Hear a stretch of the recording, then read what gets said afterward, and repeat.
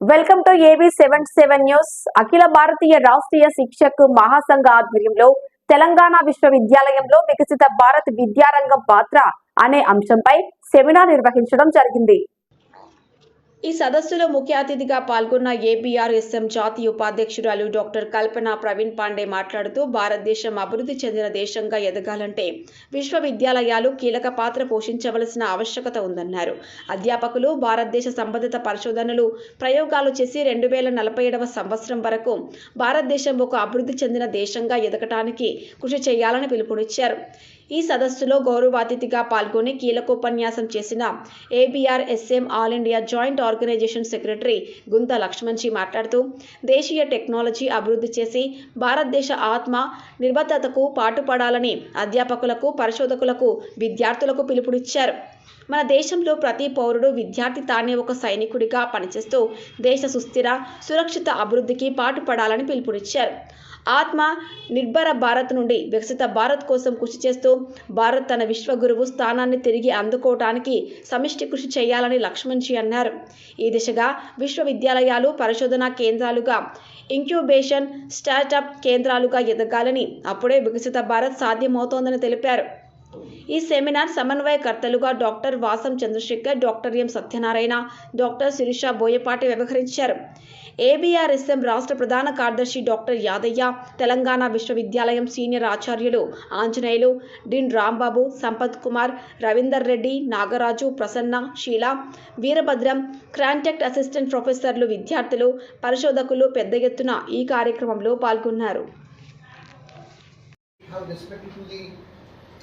Elders and their personal happiness say with proofs that the younger generation. I like to very much know the role of academia here. Your topic is that. I was very much happy with that. Other countries also free of cost. That capacity that we have, win an election as an MLA, as an MP, 100.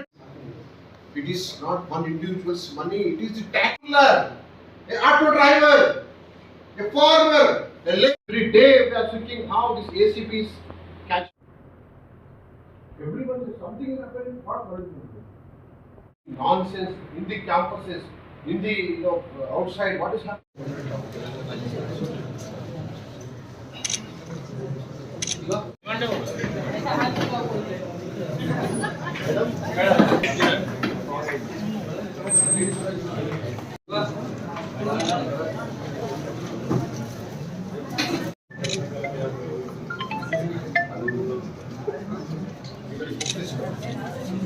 With your kind permission,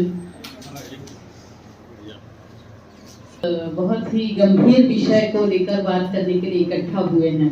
मेरी हिंदी यदि कठिन लगेगी तो मैं थोड़ा सा और slow धीमे बोलूंगी, बट मैं हिंदी में बोलूंगी. लक्ष्मण जी ने इतना सुंदर विवेचन किया कि विकसित भारत का हमारा सपना क्या है, विकसित भारत तक हम कैसे पहुंच सकते हैं. उसके बाद कुछ कहने के लिए बचता है ऐसा मुझे नहीं लगता है, लेकिन एक टीचर हूँ तो कुछ तो बोलूँगी. यहाँ हम सबके बीच उपस्थित डॉक्टर यादव जी कि हम जिस संगठन के बारे में बात कर रहे हैं, लक्ष्मण जी ने बताया कि यह एक इस भारत का सबसे बड़ा शिक्षक संगठन है. हम लोग KG से PG तक के सारे शिक्षकों के बीच में काम करते हैं और यहाँ जो बैठे हैं ये हायर एजुकेशन विंग को लेकर बैठे हैं कि हायर एजुकेशन में यूनिवर्सिटी में काम कर रहे हैं, डिग्री कॉलेजेस में काम कर रहे हैं. उन सब की एक विचारधारा है और उस बात को लेकर हम शिक्षकों के बीच में काम कर रहे हैं. लगभग 29 स्टेट्स में हमारा काम है. अंदाजन 12 लाख सदस्य हैं. आप भी सदस्य होंगे ऐसा मेरा अंदाज है और यह सदस्य संख्या बढ़ानी पड़ेगी, यदि नहीं है तो हुई है. और दूसरी बात यह है कि सदस्य संख्या बढ़ानी होगी. सदस्य संख्या इसलिए भी बढ़ानी होती है कि हम यदि लोकतंत्र में रह रहे हैं, प्रजातंत्र में रह रहे हैं, तो संख्या मायने रखती है. और इसलिए जितना हम लोगों तक पहुँचेंगे मैं हमेशा कहती हूँ कि कमी उन लोगों में नहीं है जहाँ तक जो हमसे नहीं जुड़े हैं, कमी हम में है कि हम वहाँ तक नहीं पहुँचे हैं। दरअसल लोग राह देख रहे हैं और बहुत सारे लोग अपने आप में रहते हैं, वो खुलकर बोल नहीं पाते हैं। और मैं आप सबकी माफ़ी मांग रही हूँ। एक बहुत मैं बोलना चाहूँगी कि लक्ष्मण जी, टीचर सबसे डरपोक प्राणी होता है, बोलते ही नहीं ये लोग। एक समय ऐसा था कि समाज से यदि आवाज उठती थी तो वो शिक्षक की आवाज उठती थी। समाज कैसा बदलेगा ये शिक्षक तय करता था। गुरु विश्वामित्र गए दशरथ के पास, मुझे तुम्हारे बच्चे चाहिए। क्यों चाहिए, क्या चाहिए, कुछ नहीं, बच्चे चाहिए बस। और उन्होंने उनको पढ़ाया, एक विशिष्ट विचारधारा दी कि भारत में ये जो राक्षसी संस्कृति बढ़ रही है, इसे रोकना है। रोकना है, उसके लिए आपको ये चीजें आनी चाहिए। पहले उन्होंने उनको आश्रम में रखकर सिखाया और फिर फील्ड में छोड़ा। इतना बड़ा समाज परिवर्तन एक गुरु ने किया क्योंकि उसके दिमाग में विचार था। गुरु खुद नहीं कुछ कर सकता लेकिन करवा सकता है। हमारे हाथ में इतनी बड़ी ताकत है। बहुत बड़ा आक्रमण हुआ भारत में, बाद के आक्रमणों की हम बात नहीं करते। सिकंदर आया, बहुत बड़ा आक्रमण लेकर आया और बहुत सारी जो बातें थी, लेकिन रोकने के लिए यदि कोई आगे आया तो वो चाणक्य आगे आया। उसने एक बच्चे को सिखाया किस तरीके से इस आक्रमण को रोकना है। हम में से कौन लोग जानते हैं पता नहीं, लेकिन उस बच्चे को सिकंदर के आक्रमण को रोकने का, देखिए हम सब टीचर्स हैं, ये सारी चीजें हमने पढ़ी भी होगी, इतिहास के लोग ज्यादा अच्छे से बता पाएंगे। चाणक्य ने, चंद्रगुप्त छोटा बच्चा था तब, कि आप जाइए और आप जाकर आपको सिर्फ एक काम करना है, सिकंदर के दरबार में जाकर सिकंदर को बहुत भला बुरा और ऐसे गाली जिसको कहते हैं ऐसे देकर आओ उसके दरबार में। तो बच्चा था चंद्रगुप्त और शिष्य का, गुरु का आज्ञाकारी शिष्य था। वो गया और जैसा गुरु ने जो जो बोला था वो बोल के आ गया। किसी लोगों ने पकड़ा उसको कि ये क्या बोल रहा है, तो बाकी लोगों ने बोला छोटा बच्चा है, कोई बहुत बॉदर नहीं करना, छोड़ दो, जाने दो। उस एक घटना का परिणाम ये हुआ कि सिकंदर का जो, जिसे हम औरा कहते हैं, उसके लोग उसके तरफ सीधा देखते नहीं थे क्योंकि ऐसा फैलाया गया था कि ये सूर्य का पुत्र है, ये अपराजेय है, इसको कोई हरा नहीं सकता। उस आभा मंडल को तोड़ने का काम एक गुरु ने किया और उस पॉइंट से हम सब जानते हैं कि उस पॉइंट पर उसकी सेना ने विद्रोह कर दिया था कि अब हम आगे नहीं जाएंगे, हमको वापस जाना है।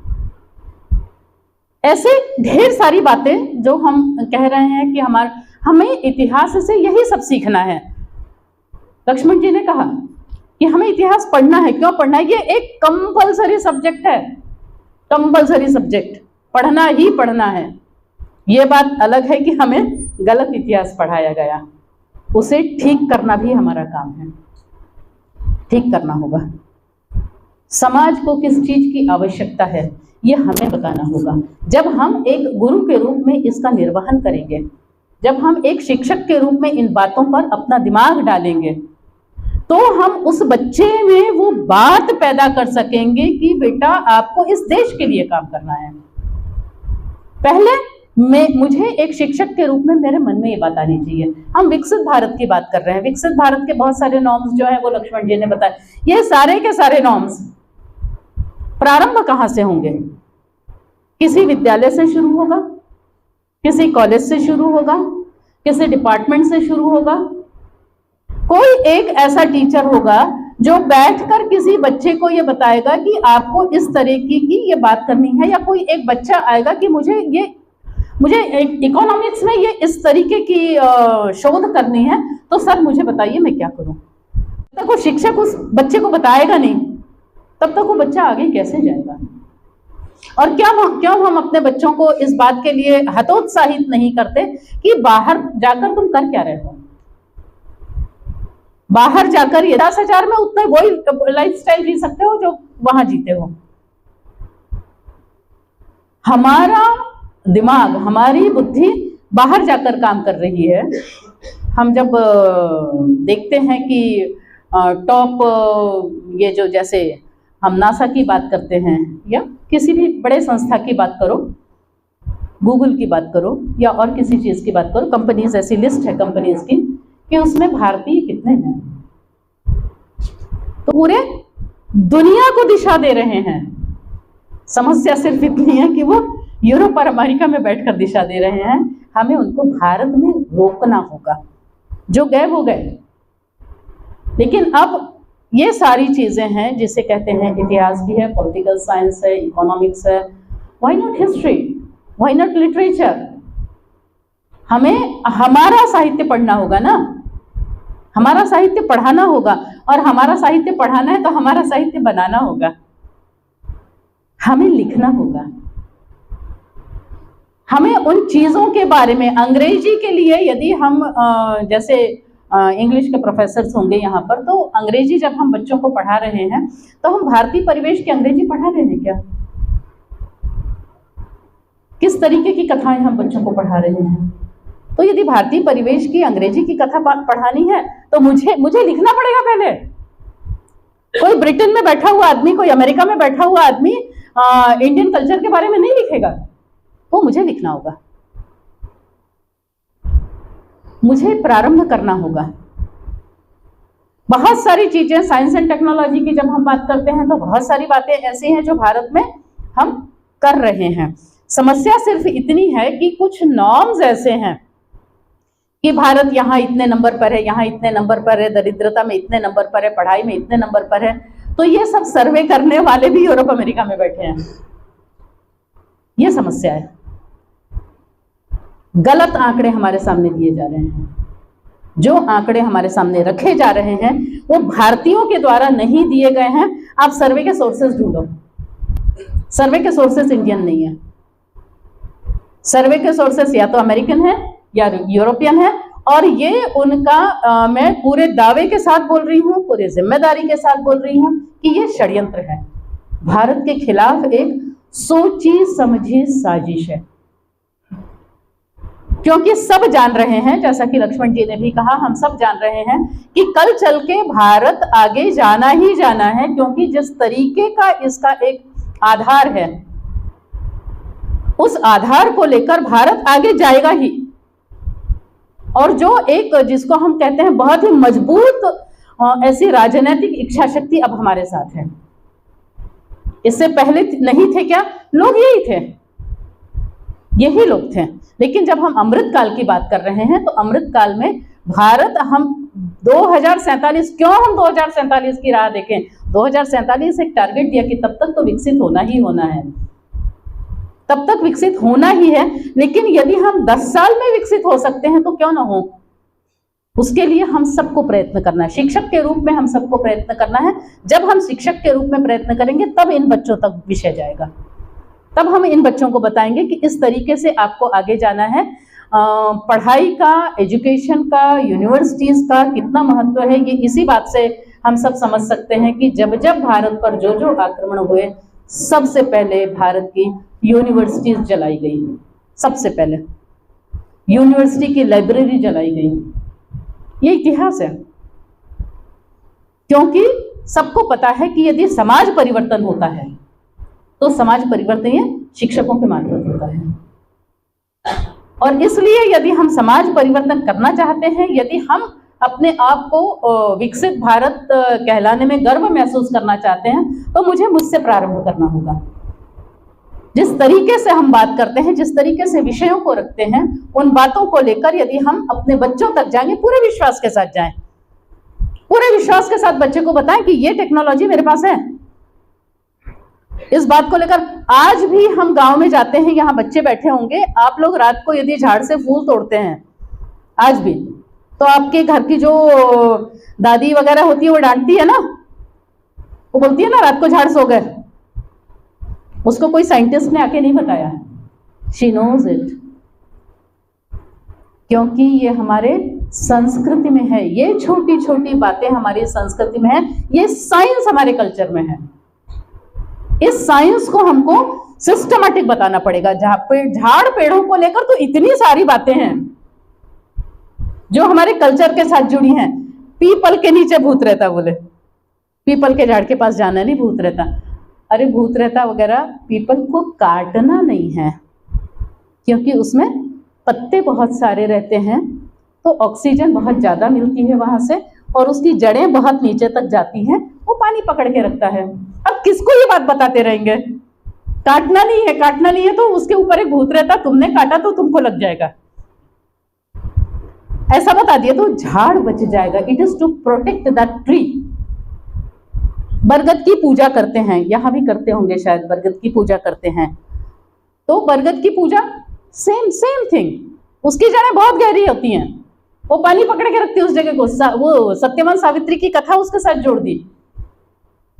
बट मूल बात यह है कि बरगद को बचाओ, तुलसी घर में लगाओ। पूजा करने के लिए ठीक है, पूजा तो एक उसका एस्पेक्ट है। तुलसी घर में इसलिए लगाओ कि तुलसी एकमात्र पौधा है जो 24 घंटे ऑक्सीजन देता है। अपने घर में रहेगा, ऑक्सीजन रहेगी घर में। ये जो हमारा कल्चर है ये टोटली साइंटिफिक है, सिर्फ इसके पीछे का साइंस हमको ढूंढना है, और उसके पीछे का साइंस ढूंढ के हमको आगे के जनरेशन तक ले जाना है। उसको लॉजिकली बताना होगा। लॉजिकली बताएंगे सब सुनते हैं, क्योंकि अब ऐसा है कि अब बच्चे क्वेश्चन करते हैं। आपके हाथ में, बच्चों आपके हाथ में एक बड़ा खराब सा बक्सा है और उसमें गूगल बाबा है, और गूगल बाबा से हम कुछ तो भी सर्च करते रहते है ना, देखते रहते। कोई तो ऐसा मैसेज आता है और हम उसको ऐसे के ऐसा फॉरवर्ड कर देते हैं। तो ऐसा उसके लिए हमको ये एंड्रॉयड मोबाइल और वगैरह ये सब नहीं चाहिए। हमारी जनरेशन के पास नहीं था मोबाइल, हमारा कुछ नहीं रुका, कुछ नहीं रुका, आपका भी कुछ नहीं रुकने वाला है। वो समय बर्बाद करने के बजाय हमको ज्यादा से ज्यादा ये देखना है, ये सोचना है। पहली बात तो ये है कि मैं अपने आप को एक स्टूडेंट के रूप में, आपको क्वेश्चन करना है कि मैं अपने आप को आज के 20 साल बाद किस पॉइंट पर देखना चाहती हूँ ऐसे। और यदि ये सोचना है तो उसके पीछे भूत जैसे भिड़ो, भूत जैसे सारी चीजें, जिसे हम कहते हैं सारी चीजें सेकेंडरी हैं। यदि मैं मेरी प्रगति बहुत ही वैज्ञानिक तरीके से और इस देश के विषय को ध्यान में रखकर करती हूं, तो मैं अपनी आप की प्रगति करती हूं, मेरे परिवार की प्रगति करती हूं, और समाज के साथ राष्ट्र की प्रगति करती हूं। ये जो चेन है, यही चेन ABRSM लेकर चल रहा है। राष्ट्र के हित में शिक्षा, शिक्षा हमें करनी है, लेकिन किसके लिए? राष्ट्र के लिए। राष्ट्र के हित में शिक्षा, शिक्षा के हित में शिक्षक, टीचर काहे के लिए? So for education. हमें एक अच्छा सम्यक ज्ञान सबको देना, सम्यक ज्ञान जिसे हम कहते हैं। और शिक्षक के हित में समाज। जब तक समाज हमारे साथ खड़ा नहीं होगा तब तक हम आगे कुछ कर पाएंगे क्या? समाज से कटकर हम कुछ नहीं कर सकते हैं। जैसे मैंने शुरू में कहा कि सबसे पहले विश्वामित्र वहां गए और आपके बच्चे चाहिए, क्योंकि वो समस्या देख रहे थे। तो हमें समस्याएं देखनी पड़ेगी। विकसित भारत यदि बनाना है, बहुत सारी समस्याएं लक्ष्मण जी ने गिनाई, उन समस्याओं में से किस एक समस्या को मैं एड्रेस कर सकती हूं एक शिक्षक के रूप में, और उस एक ही समस्या को लेकर मैं अपनी पूरी स्टूडेंट्स की लीगेसी तैयार कर सकती हूँ, क्योंकि आपको यही काम करना है। ना देख रहे हैं तो प्रत्येक व्यक्ति प्रत्येक काम नहीं कर सकता। इकोनॉमिक्स वाला इकोनॉमिक्स को ठीक ठाक करे, पॉलिटिकल साइंस वाला पॉलिटिकल साइंस को ठीक ठाक करे, हिस्ट्री वाला हिस्ट्री को ठीक ठाक करे, मैथमेटिक्स वाला मैथमेटिक्स को ठीक ठाक करे। प्रत्येक के पास अपने अपने काम हैं, प्रत्येक के पास। और इतने सारे कामों को जब हम क्लब करेंगे, इतने सारे काम जब इकट्ठे होंगे, तब उसका एक बहुत परिमार्जित, ऐसा बहुत सुंदर ऐसा परिणाम हमारे सामने आएगा। और इसके लिए ये सेमिनार है, इसके लिए हम सब यहाँ इकट्ठा हुए हैं। मैडम आपने हमें यहाँ बुलाया, बच्चों ये सब आपके लिए है भला।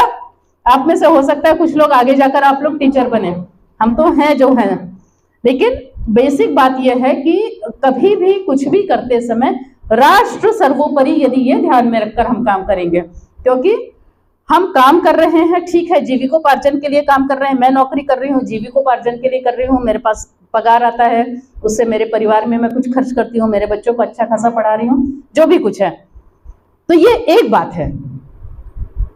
इसके साथ जुड़ी हुई बात है कि इसके बाद मेरे पास जो समय बचता है, उस समय को लेकर मैं अपने विषय पर ध्यान दूं। यदि मैं गणित पढ़ा रही हूं तो मेरा काम है, जब भी बचा समय बचेगा मेरे पास, तो मुझे गणित को लेकर यह देखना है कि मेरे भारत ने गणित को लेकर इस देश को क्या दिया।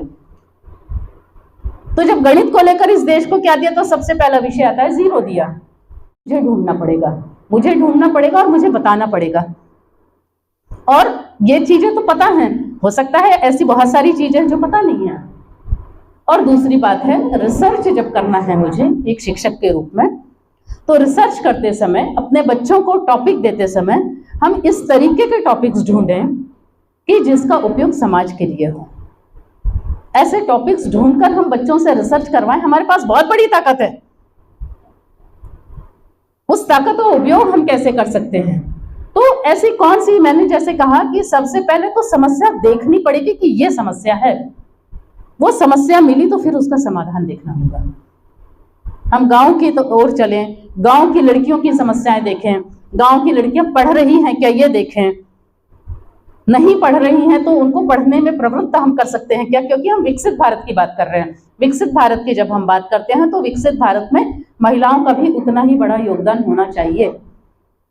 प्रत्येक महिला शिक्षित होनी चाहिए, तो आगे की पीढ़ी को शिक्षित बनाएगी। वो हर चीज घूम फिरकर शिक्षा के साथ जुड़ी है और हर चीज घूम फिरकर शिक्षक के साथ जुड़ी है। तो इसलिए ABRSM के रूप में, इस यूनिवर्सिटी के रूप में, कॉलेज के रूप में, इस हॉल में बैठे हुए सभी लोगों के हिसाब से सबसे बड़ी बात यह है कि हम शिक्षा को बहुत गंभीरता से देखें, अपने अपने विषयों को गंभीरता से देखें और अपने बच्चों में वो बीज डालें। 100 बच्चे में 100 के 100 रिसर्च करेंगे ऐसा हम नहीं बोलेंगे, एक बच्चा करेगा। एक छोटी सी बात कहूंगी और बात समाप्त करूंगी। Know how to protect seeds, mother of seeds बोला है उसको। बीज तीन साल तक जिस तरीके से वो प्रिजर्व करके रखती है, 3 साल तक बीज खराब नहीं होते। तो फिर यदि 1 साल अकाल पड़ गया, ये हमारे गांव में ये सिस्टम था।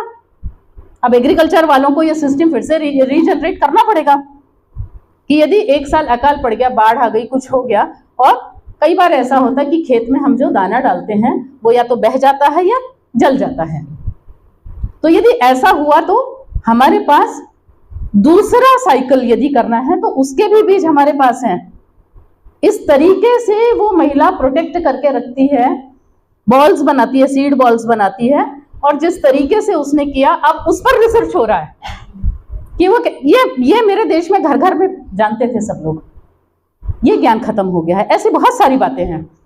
आज भारत ने उस महिला का ज्ञान देखकर उन्हें PhD दिया हुआ है। अब हम उनके पास जा रहे हैं कि आप अपने झोपड़ी में जो काम कर रहे हैं वो हमको सिखाओ। ऐसी बहुत सारी बातें हैं। जैसा कहा कि उदाहरण देने जाएंगे, जब आप बड़े होगे तब समझेगा कि स्कूल लाइफ या कॉलेज लाइफ ये दोबारा आती नहीं है। तो इसको सिर्फ एंजॉय, यानी तुम्हारे एंजॉय के डेफिनेशंस क्या मुझे नहीं पता। Enjoy means enjoy your work, काम में आनंद लो, काम करने में। तो वो आनंद लेने की ये उम्र है, इस उम्र का सदुपयोग करो। आप बहुत भाग्यवान हो, आपको कॉलेज मिले, आपको शिक्षक मिले, आपको बताने वाले लोग मिले। बहुत सारी लड़कियां और लड़के ऐसे हैं जिनके तक न टीचर पहुंच पाए हैं, न यूनिवर्सिटीज़ पहुंच पाई हैं। उन सब तक यदि हम पहुंच पाएंगे तो 2047 तक डेवलप्ड भारत डेफिनेटली होगा। Ultimately I am proud of my Bharat and you must be proud of your country, so that we can do a very glorified and majestic work. I do think that now I must stop. I want to take your leave now and thank you.